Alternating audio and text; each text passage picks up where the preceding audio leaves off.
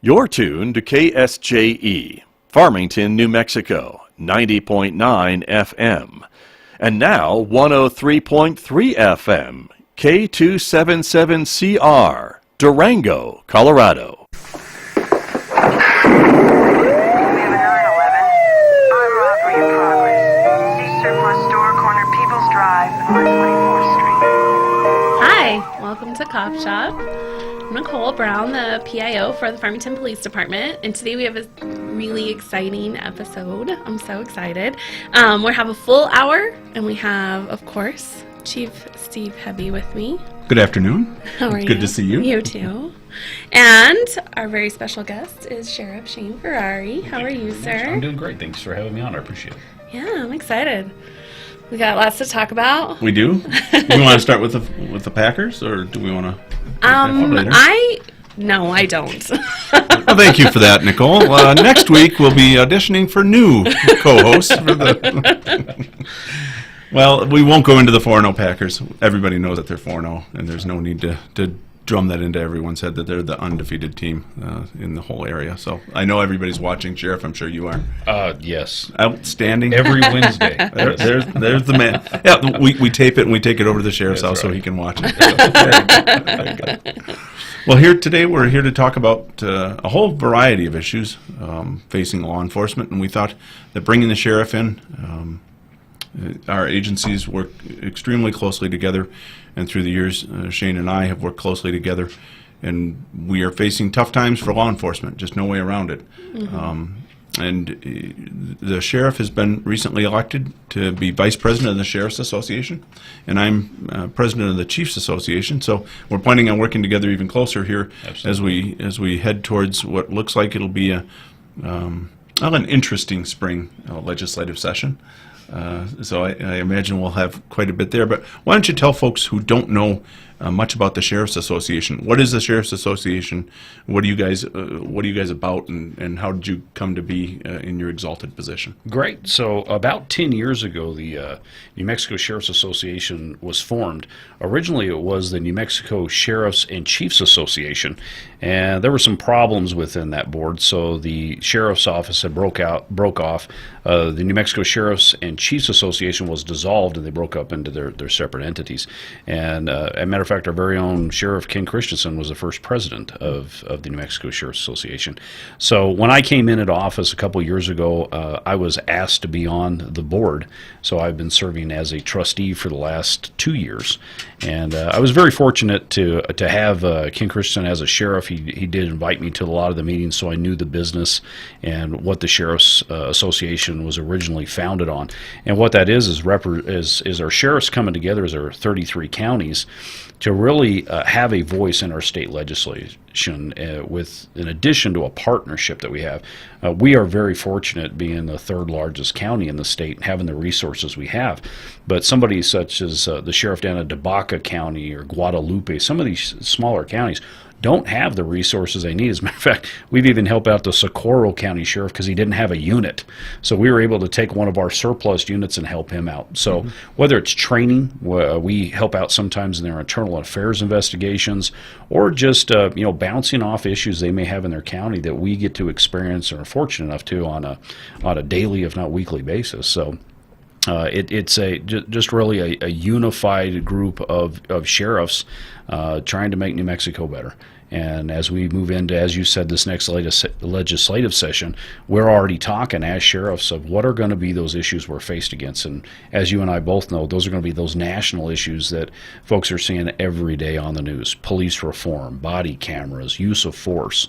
And we're happy to be partnering also with the New Mexico Chiefs Association, because essentially we're one voice of law enforcement professionals, and our hope is to guide our legislators in the decisions they're going to be making. And at least help inform them on what some of the consequences could be. Correct. I think we saw in this special session this last summer here, when the chiefs and the sheriffs don't get a voice at the table, problems come down the pike, because there's just unintended consequences of legislation when you're not involving the people that actually are going to try and implement this You're stuff. absolutely right. And I'll bring up right off the bat. So we had a special legislation going into 2020 right off the bat. We had, right after the legislation, which was a 30-day legislation focusing on finance.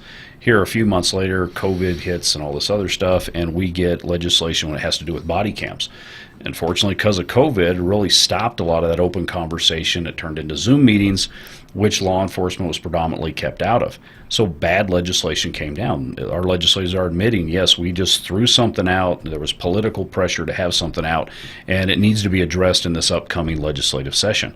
I wish there was more dialogue with agencies that already have the established body camera program and those that don't, such as myself. But we are leaning toward or getting into compliance now with our order being made a couple weeks ago. Mm-hmm. But it would have been great to have good legislation on the books right now so we could focus on what's coming up in this legislative session. And that's going to be police reform, legalization of marijuana, all these things that it's going to take a lot of long nights to hash through. Yeah.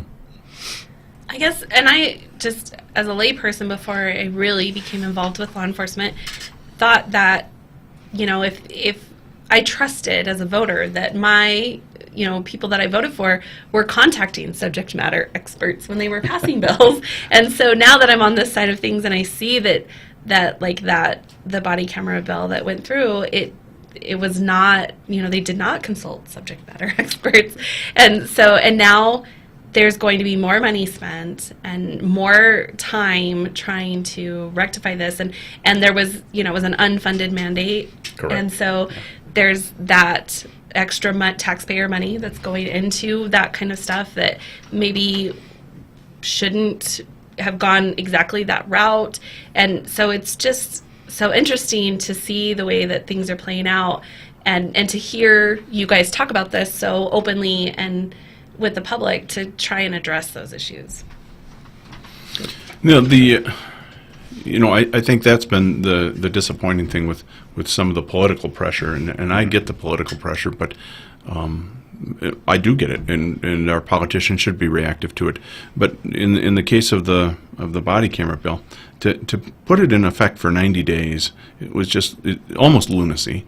And we're talking about hundreds of thousands of dollars, if not millions of dollars, of taxpayer money in New Mexico is now going to be spent as agencies try and get themselves up to speed on body cameras.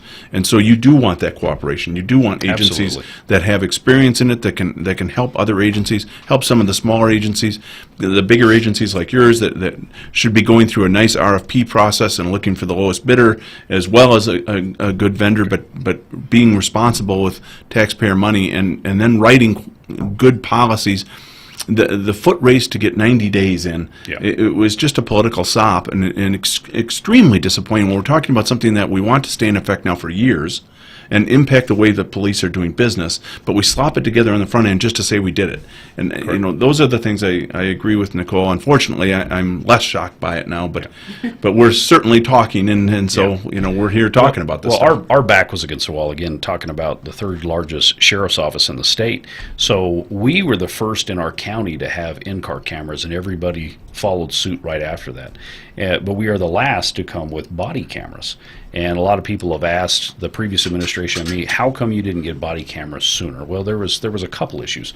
We talk about the expense of body cameras, and people think, well, how bad is it to get a body camera? We just go down to Best Buy and buy them, right? No, it doesn't work that way. And then you're talking about storage of all of this video, because we have Records Retention Acts that we have to deal with. We have IPRA, which is our ability Discovery. That's right. Now it's all evidence. Yeah, absolutely. Right. So on the back end, there are so many things that happen. It's not just getting body cameras, attach them to your officers and have them do their daily functions. So we talked about not only the expense that was always our hurdle, but also the constitutionality, protecting people's rights. And this is something even the ACLU has sided with law enforcement on about at what point does it become a privacy issue for our citizens? Entering someone's house with a body camera on, and then somebody having the ability to get that footage and now know everything that's in your home, depending on what type of cases that we're investigating. What if it's a rape and we're contacting people at their most vulnerable moments? Do we want to allow somebody, after the case is closed, to take that video, maybe it's a scorn ex or a scorn family member, and be able to upload that up to YouTube or any of our social media channels? Where are the protections there? So there are a lot of questions that went unanswered. Another thing that happened that I was very disappointed in, and you talk about that short time period of 90 days, it also cut agencies such as mine out of federal funding, because those grants had expired back in March. And within the 90 days, unfortunately, our legislators were led to believe that there was all this federal funding out there, all this state funding.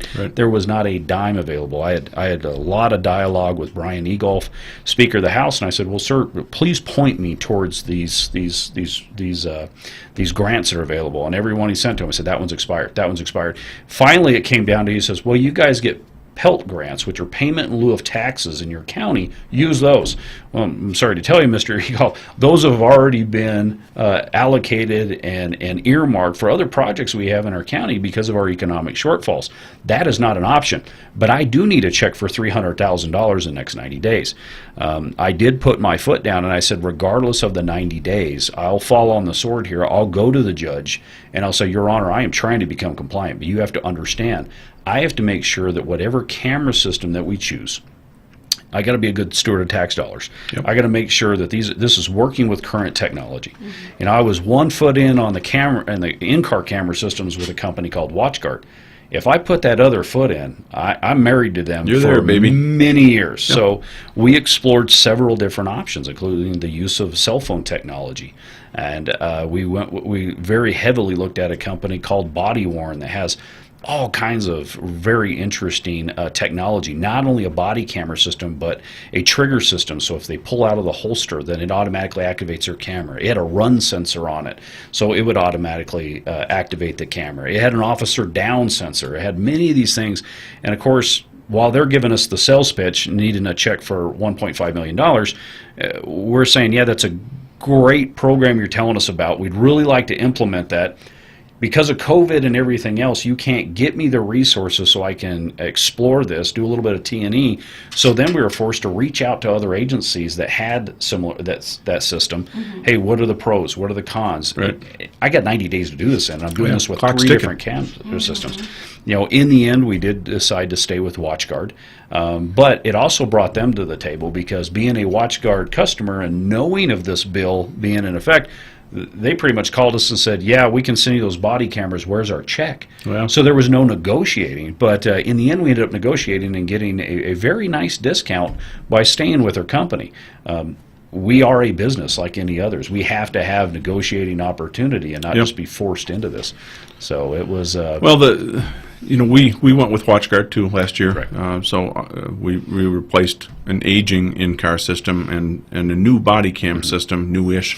But they weren't compatible, so we did go with a compatible system. And I know you and I talked a little bit as you were exploring. There are other options out there. The rub to it is, like you said, all of the camera companies, and there's not hundreds of them, but there's several. But all of the camera companies knew that departments nationwide were now clamoring for them. So that means the infrastructure support behind this. It's easy to have a salesman. It's just like going to buy a car. My salesman can sell me a car, but then what's the service look like on that vehicle? And when they're tied up with 100 different departments, many of them bigger than ours, and demanding, paying them more money and demanding more attention, this will be dicey. Well, after the George Floyd incident, a body camera became the hottest law enforcement piece of equipment on the market. And for our legislation that said you need to have them in 90 days, you have to consider the market also. Right. You also have to consider COVID. So a lot of these products come from China. A lot of the components to make these cameras. Go into your grocery store and look at the groceries that are missing, or a hardware store. When manufacturing was shut down during this time, so now it's the hottest piece of police equipment out there right now, and you're giving me 90 days. You don't control the market. I can't guarantee to get them here just based on there are none available. So I thought that was a poor decision on the part of our legislators. Looking at Colorado passed a similar law in their last legislative session. They gave their law enforcement to 2021 to become compliant, giving them the opportunity to do the right type of research to find out what's going to be best for their agency. I am glad we stuck with WatchGuard. All of the agencies within San Juan County, our major agencies, they use the WatchGuard system. So it helps us, again, be better partners, bouncing off problems that we have with each other, and really as their technology moves forward and all of us being on that system, I think it's going to open up a lot more opportunity for us also to work with each other's systems. So, when I came down here from Anchorage, we didn't have either in-car or body-worn. We were looking to implement an in-car system. Just as I was going out the door, we were looking at different systems at that time. So we were years behind where you guys were, which is sometimes that's the value of agencies our size. They can be a lot more nimble. It doesn't break the budget to be able to outfit. We're a department with 400 sworn. It was going to be millions of dollars. But nonetheless, where the camera systems have come is amazing. How much better the technology is. But like you're talking about, in 90 days, you're trying to slop something together. The other component of that bill that I am, I'm disappointed, dismayed may be a better word, is the assumption that if the officer doesn't have a body camera working, that there's bad faith on the part of the department and or the officer. Correct. And when we're talking about infrastructure, we're talking about all the challenges that we're seeing here. And we had infrastructure challenges, and we've been with the system for a year. We've had WatchGuard come back out with a couple of techs and work on the system. So to start off with, you can go in and try and defend yourself later on that, oh, look, it was really, there's infrastructure problems. But I haven't heard of too many laws, really, that start off with an assumption of bad faith on the part of executives like you and I that, and I get it, if the officer doesn't have it on, of course we want him to have it on. I can show that we've disciplined officers in the past as we've gone through it. But our culture's changed now. Our cameras are on, and with WatchGuard, now it's a passive system. When my camera's on and you walk up on the scene, your camera activates. So, we've overcome some of those hurdles. But for the legislature to seriously pass something that insinuates bad will on the part of the police on technology is just disappointing. So I am a fan of the cameras. It is a good thing that we have them. I think you've just lived through an event, which now I've had several of those in my time here, where the cameras are a benefit, and that's your latest incident with your officer-involved shooting. Correct. So just a month ago, unfortunately, we were involved in an officer-involved fatal shooting, and it was the state police that had and recorded the incident, and it was just within that week when we had ordered our cameras. Again, I've never said that I wasn't a believer in police body cameras. Far more do they save an officer as far as false claims than they do covering misconduct. They do by far. They help in evidentiary purposes, help us with prosecution, help us with police liability. I'm a proponent of it. Again, it was just that the cost, and again, we go back to who are we recording predominantly, and that are citizens for very minor infractions. Most citizens' first encounter or only encounters with law enforcement is on a traffic stop or just a consensual encounter walking by. But I do want to touch back on what you had talked about, Chief, was the way they wrote this bill, and being a politician in law enforcement, I can speak to this a little bit more, where we see not only did they want to implement a body camera law, but then they threw in all this other minutia in there, which what we have is they want to talk about tort claims. They, for the first time in the law book, we saw that you are presumed guilty until proven innocent.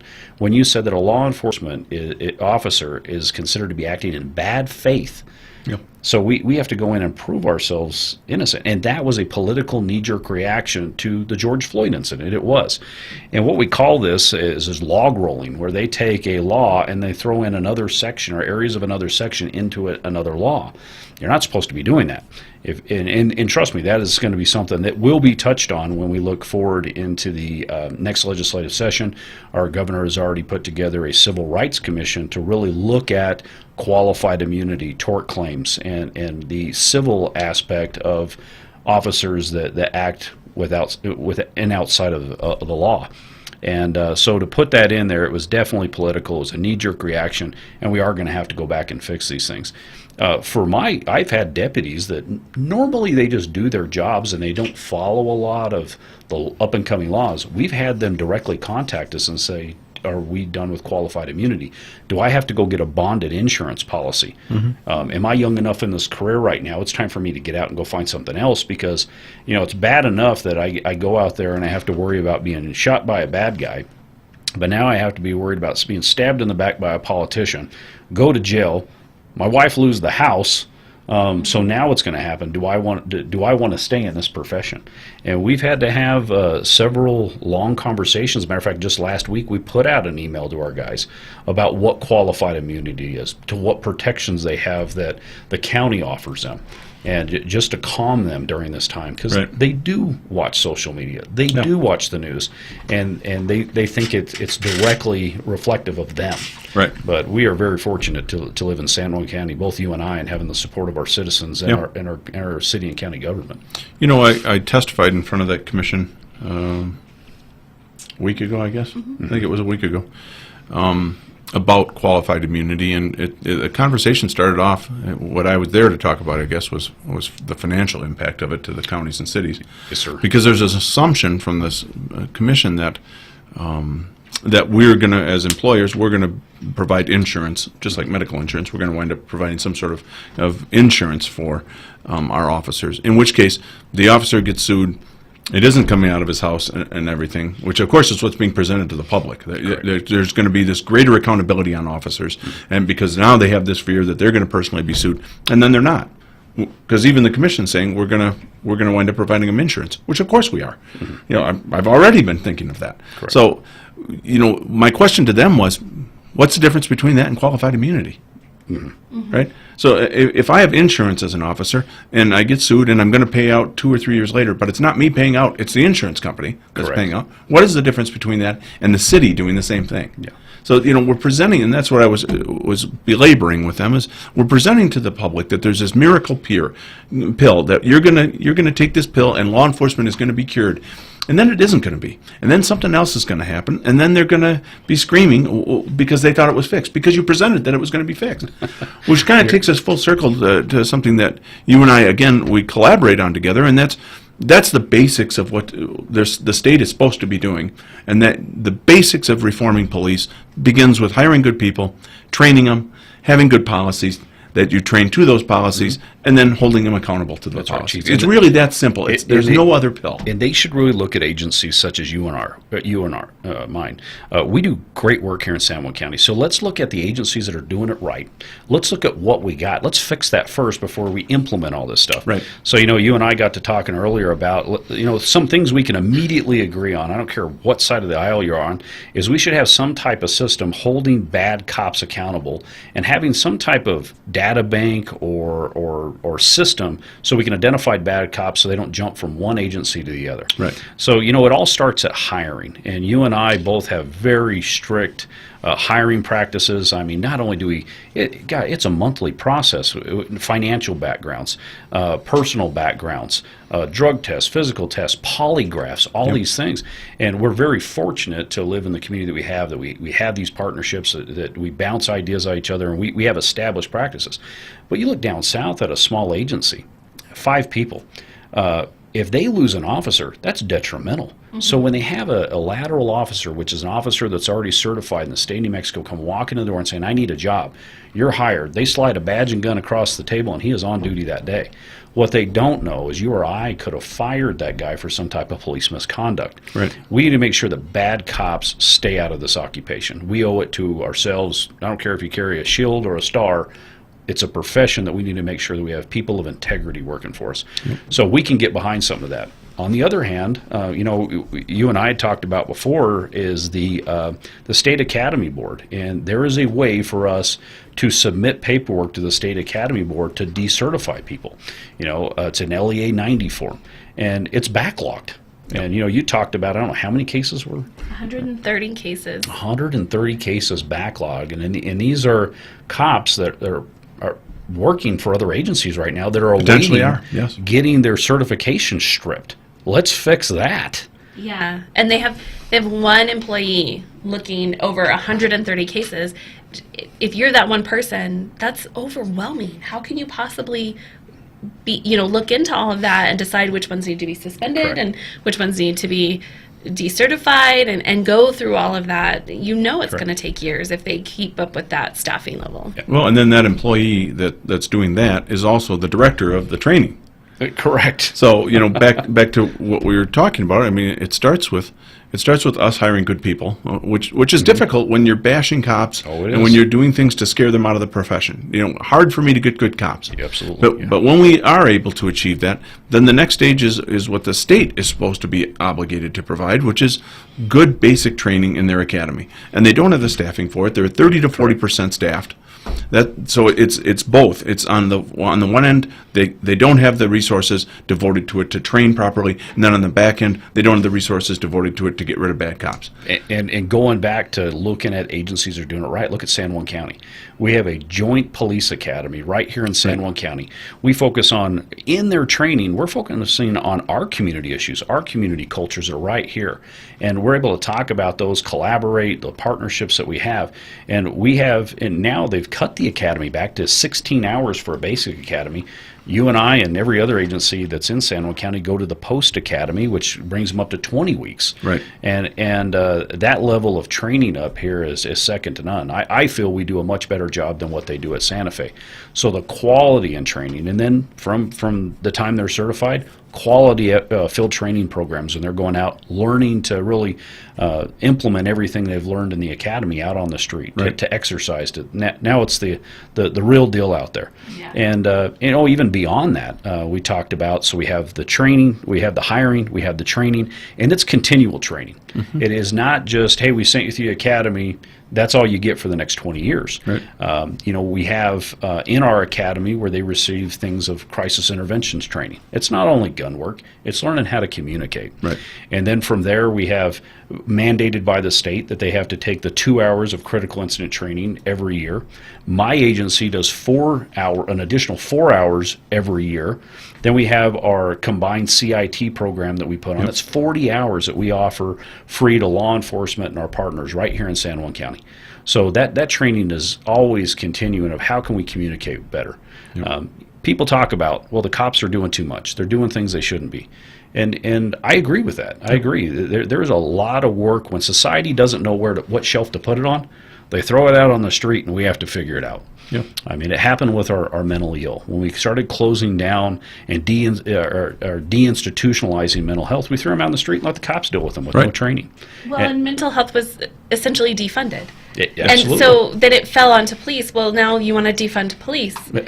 So we just constantly Yeah. stop helping these people who need our help. Yeah. Well, and who, because we wind up sending officers off to deal with them, and frequently there is a criminal element to it by the time we'd get involved in it. But if you'd had an intervention earlier when it was non-criminal, we don't need to be sending police officers to this. Correct. Police have a role in society, and it's law enforcement, kind of why the Absolutely name right. is there. And so when we start trying to force a square peg into a round Yes, hole, sir. you get problems, and we get problems with. Well, society with needs to recognize, and of course there's that anti-police sentiment out there. You need to realize the problem with mental health being thrown on law enforcement, you gave us that problem. We didn't ask for it. When you're Right. talking about the three largest mental institutions in the United States are Cook County Jail, Yep. Rikers Island, and LA County Jail. Those are the three largest mental institutions. And when you gave this problem to us with no training, the easiest thing to do is, well, just put them in jail. That way they're not causing problems. That way they're not affecting the community and lives out there. And now it's an issue, and it's a growing issue. So now we're looking at, that happened in the 1970s, so now let's fast forward almost 50 years. Yep. And now we're dealing with generational mental illness. And yes, you do see this. You are seeing that incline of police contact. Yep. So it's not that the cops did it. The cops have been doing the best they can. Right. We've been trying to catch up with the ball and training our people to give them a function that's not their job. You said it, law enforcement. Our job is not to counsel or treat. And it's not a matter of taking away funding. You need to allocate other funding to those needs. Right. Well, in particular, I mean, could you, on a grand scale, could you see less money being devoted to policing?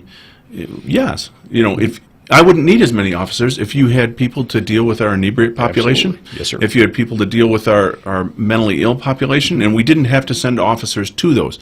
But if you do it the Minneapolis way, which is you start off by defunding and breaking down the police department, and then on the back end you're going to try and cobble some programs together. Well, how's that working for them? They're retreating away from that like they're up in the battlefield, and they're seeing a spike in violent crime, and they don't have answers for it. So right now, working together, you could start some of these other programs. Let's get more mental health treatment, which we had a whole forum about here in San Juan County to talk about. And I know the county has done a great job of looking at this problem and wanting to devote more resources to it.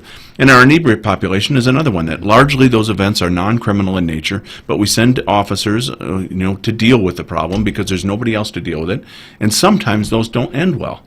Sometimes they end in uses of force, and fortunately we have not had an officer-involved shooting that involved that scenario, but you will sooner or later. Correct. If you continue to send police to try and solve a problem that essentially is non-criminal, but you're trying to force that square peg into a round hole, and you're going to have tragedies that result from it. And then everybody is looking at law enforcement of what do we need to do to reform police. Well, we actually need to start reforming society. Mm-hmm. Let's start investing in these things that we know are impacting our communities, and we know are impacting our police, and forcing confrontations that, I don't want those confrontations. Absolutely. And a program that sprung out of that conversation, we talked about behavioral health in our county.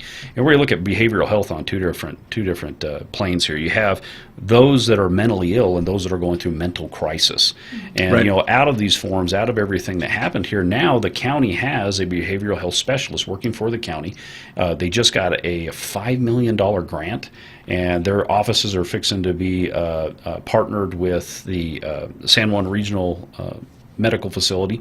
We've got it. Part of that grant was us having a full-time CIT deputy attached to that. I know you have a CIT officer. So now they're going to act as kind of like the liaison where they see law enforcement encountering these individuals out on the street. Now the question is, what does we do with them? So that officer will be able to get these reports, turn them over to the county mental health department, and start working with our resources in the community to get these people help. So again, look at what San Juan County is doing, and we may have stole that a little bit from Bernalillo County. They got a great program, but we're doing good work here up in San Juan County. And I hope before they start implementing things that they don't know about, come and take a drive north and let's show you how we do it. Right. No, I agree. Well, why don't we take a couple of minute break, and we'll kind of regroup. Shane and I have been doing a lot of talking. The sheriff's an engaging personality, and I try to be as well. So we're gonna be silent when we come back, and we're gonna let Nicole's gonna give you her rendition of the Star Spangled Banner. Thank you, Nicole.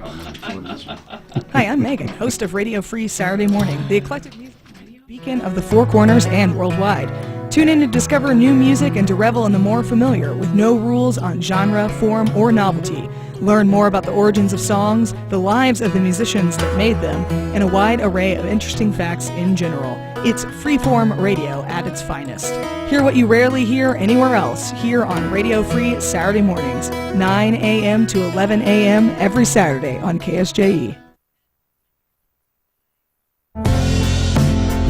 Hi, everyone. I'm Scott Michlin, And I'm Megan Collop. inviting you to join us for our COVID-19 local information program Monday and Thursdays at 9 a.m. live on the KSJE Facebook page and YouTube channel. Each episode we get to hear from local medical experts, community leaders, and more. Join us every Monday and Thursday at 9 a.m. live on Facebook and YouTube, and every afternoon at 5:06 on KSJE 90.9 FM and 103.3 FM.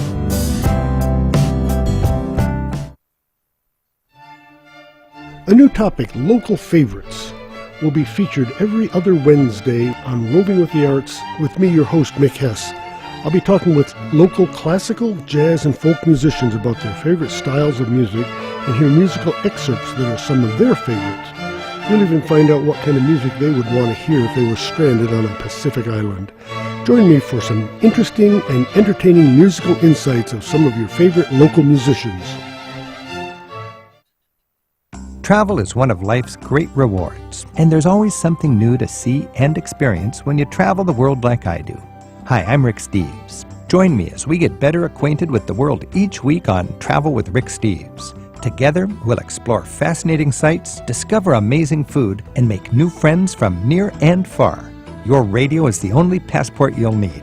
Join us for Travel with Rick Steves, Saturday afternoons at 1 on KSJE.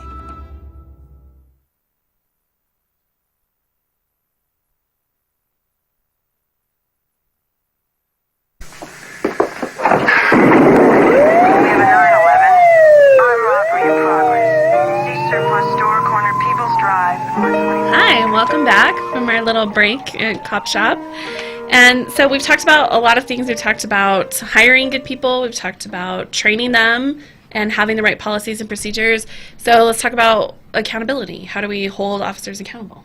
Yeah, no, that's when we talk about and you mentioned it. We talk about hiring, we talk about training, but in the end, what do you do with these guys? How do you hold your deputies or officers accountable, your agency accountable to what they're doing out on the street every day? And for a lot of agencies that don't have a budget, that really consists of a filing cabinet and a manila folder. That's their personnel folder. And when somebody gets in trouble, they pin whip them a little bit with a piece of paper. It goes in the file, and nobody ever sees it. And we recognize that. Can you imagine managing New York PD, 45,000 officers? I mean, we have 45,000 people. I think that's the last census here in Farmington. Mm-hmm. Imagine them all being cops and you having to be the chief over all of them. It's a nightmare. You know, at the sheriff's office, I got 102 deputies, and we realize that. You know, it's management, it's mitigation, it's all these things. So one thing we invested in was a system called IA Pro. And any time we get a citizen complaint, it's investigated by at least three different levels. And that's by the sergeant that usually sees the infraction or takes in the initial report, the lieutenant over that division that goes to the IA captain. And when it's inputted into our IA Pro system, every year we're able to look at, how many use of forces do we have? How many pursuits? All these hot topics. But with an individual deputy for us, if we have a deputy that has 8 use of forces within a small amount of time, it creates a flag and it alerts us, hey, this is Deputy Johnson's 8th use of force. And we're able to look at that and we're saying, okay, what's the issue? Is there any commonalities that are happening with this guy? Is he not using a taser? I mean, he doesn't carry it on his belt anymore. Maybe that could have de-escalated instead of going into a fist fight. Is he not using communication skills? What is it that we can better train this deputy so we don't have these issues? So we look at it not only at the individual deputy, but then we look at it as an agency at ourselves. What better can we do? This year our use of forces were up or they were down. What are we doing differently? What piece of equipment can we buy? What training can we bring in? What do we need to focus our in-house training more on so we can get down to what we feel is a more manageable level? And I can tell you that is something that is ongoing and never changes no matter what the training is. And there is nothing as far as law enforcement agencies, a law or any mandate by the state that requires us to do these things. So, and I'm not saying that we need one, but what I am saying is we need law enforcement agencies to recognize that and start putting more focus there. Yeah. Well, and even honestly, if you did try and that's been some of my conversations with the legislature, you're not going to be able to legislate police reform.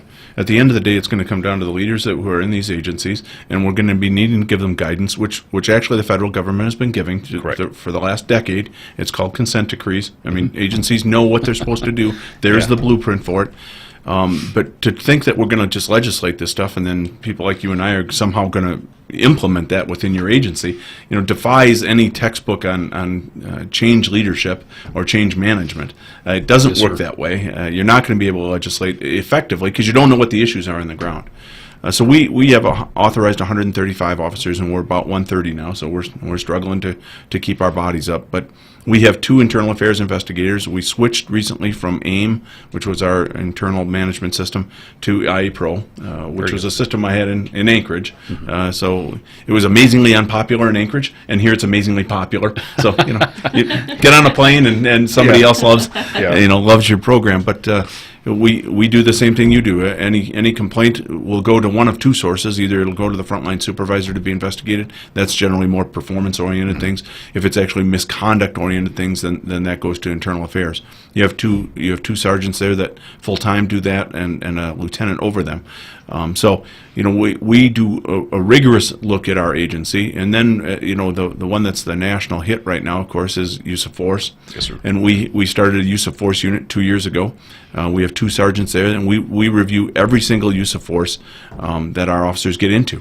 And so we know what's going on with our officers. We know, like you said, if there's misconduct, then we're going to deal with it. But oftentimes it's, what do we see in training?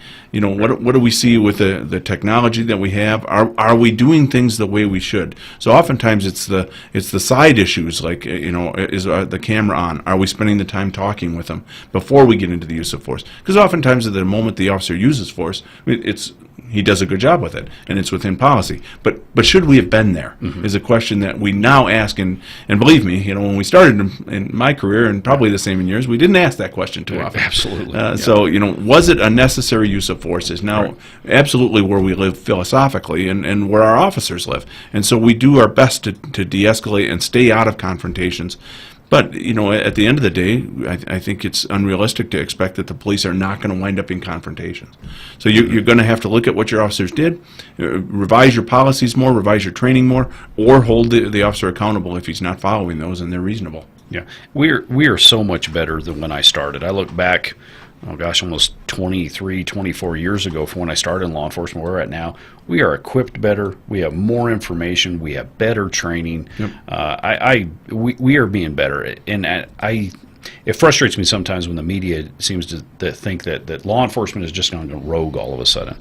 And we have not. We've done a great job. And not only the things we are mandated to do, but the things that we've just recognized as police leaders and police professionals, saying this is better for our communities and this is what we want. And I know there was a time, and I talked to people, a couple of years ago, it was a lot of there were people like Lieutenant Dave Grossman that were talking. He wrote a book called On Killing, and it was always on combat, and it was very militaristic. And law enforcement, it's kind of like a roller coaster. They get in these different waves, and we're coming out of that wave when it was all military, kind of had an us against them, blue line, all this other stuff. And really, what we've recognized is, yes, we're law enforcement, but we're peacekeepers. Yep. We are part of our community. We aren't a segment of it. It's us against them. And getting out of that framework and really embedding ourselves more into our communities. You've done a phenomenal job with that, with a lot of your community programs. We've done the same, reaching out and really saying, hey, we're part of one big family here. It's not us against them.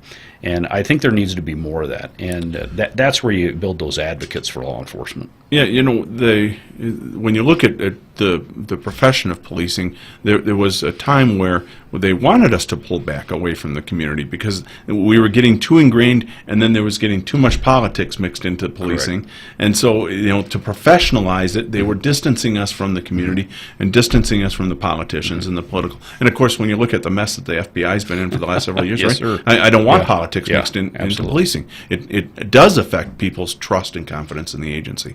So, what we're trying to walk is a line that says we're collaborative with our community in trying to address problems, but we are not we're not so close that we're now losing our perspective on the fact that we're actually supposed to be the people enforcing laws.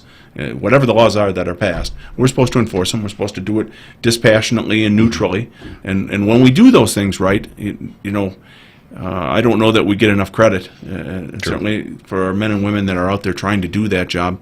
You want neutral people showing up to take a look at what's going on and to figure it out. And when you're taking somebody's freedom away from them, there's almost nothing bigger the government can do. Correct. So, being able to do that in a professional manner, when I look back over the 30 years of the profession, it's another round of police reform is staring us in the face. I get it. But boy, we've been reforming, forever. Oh, we have. To pretend that we have not made changes is just, you do not know the facts of policing. Yeah. And another hot item that, we talk about is, we do want to try to distance. I'm in a different boat being an elected official that yes, I do work with other elected officials quite often and legislators, but this issue being brought up with marijuana. I mean, that is something where law enforcement, once again, finds itself on the front line talking over the fence to our legislators going, hey, guys, we see what you want to do, but listen, we got some problems over here we really need you to look at. Let's not put the cart before the horse. And that's an issue that's being brought up right now. Within the last couple of weeks, we've seen a lot. The governor has made it an agenda item. They're being very outspoken right now about the legalization of recreational marijuana. I have not been contacted, nor has the New Mexico Sheriff's Office, beyond what we've talked about in the last few attempts of, hey, what are the issues that we see? Right. And it is going to be problematic for New Mexico law enforcement. We're in a unique situation. We do look at our brethren over the fence at Colorado. What problems have you experienced? What lessons learned are there? But we have to also recognize geographically we're in a different situation. We have Mexico right next door to us. Mm-hmm. And when you look at the cartels, they are not going to give up that segment of the market. They may make a lot of money off marijuana, and now we're creating this pipeline into our country. New Mexico, very vast rural area. Are these going to be some issues that we're going to have? A lot of areas don't have law enforcement or very limited law enforcement. Are we going to face problems? And we are. And this needs to be something besides looking at this economic cash cow that's going to, all of a sudden take the place of oil and gas. What are the problems that come with that? And I know myself and the New Mexico Sheriff's Association's, again, saying, we understand what you want to do, but you need to also look at the issues that are going to come out of this. Right. Nicole, you were going to weigh in on something. I was? Yeah, it's just no. kind of talking. Oh, no. Well, I was going to kind of segue into the legalization of marijuana. And so having that kind of civilian view of it, I guess what are some of the issues that law enforcement potentially sees, and then what are possible solutions to that? I think policing can be on board with whatever the laws are. So if people want to legalize marijuana, I get it, and you're going to do it. Correct. I guess my concern with it has been a couplefold. One, like you alluded to, we have a little test station right above us. Mm-hmm. And let's really look at what's going on and it isn't even just Colorado, Alaska, I think California, I think Washington, maybe Michigan. I mean, there are several places that have already done it. What are their experiences with it? We should know that stuff before we then jump. Otherwise, we're just jumping to say, hey, we're just like everybody else, but we don't know anything else. But for me, what I think we miss is whether you're for alcohol or against alcohol, and occasionally I drink when the Packers win the Super Bowl, so that's not as frequent as I wish it were. But, the alcohol industry is an unbelievable colossus. Mm-hmm. With a lot of money and a lot of power. And so we just had a DUI crash, hit and run just the other day, and it killed somebody in our community. And so when we're talking about police reform, when we're talking about the number of citizens that police are killing, I get it. We can talk about that. But let's talk about DWI for a minute, right? Because we're killing a lot of citizens with DWI, mm-hmm. and it's entirely unacceptable. And yet, what is our efforts to change it or stop it? Well, a lot of it is obstructed by a very, very well-funded lobby for the alcohol industry. Mm-hmm. So now transport that over to the issue of marijuana. And what is it going to be like when Budweiser is really Budweiser? Yeah. And they now are a multi-billion-dollar industry with their own lobbyists that are out pushing their own views on what law enforcement should or shouldn't be able to do. Honestly, if you want to smoke marijuana in your house and the state says you can, I don't care. Have at it. Have at it. That's right. But getting into the car and going and killing people, Correct. we already know is going to happen. We already know what's happening. So let's figure out how we're going to test that. Let's make it a very hard. We do not accept this. We do not accept citizens dying because you want to smoke a joint while you're driving down the road. That's right. And if we don't communicate that, if we are just in this rush to do it, by the time we're losing a lot of people. We want to tighten up the rules. You're going to be going up against an extremely well-funded lobby, and you will not win. And New Mexico is horrible about putting the cart before the horse. And I have been talking to several of my counterparts in Colorado. Matter of fact, Bryce Current, one of my former captains, that's the deputy chief now up in Durango, and I call him and I say, hey, what are you guys faced against? He says, we've just thrown up our hands and given up. It's not so much the smoking of the marijuana, it's everything that comes with it. Right. For instance, for those that are selling the marijuana, you can't put your money into federal banks. It's still federally illegal. So you have all that cash laying out on the street. So what happens when you have a lot of cash on the street? They're homicides.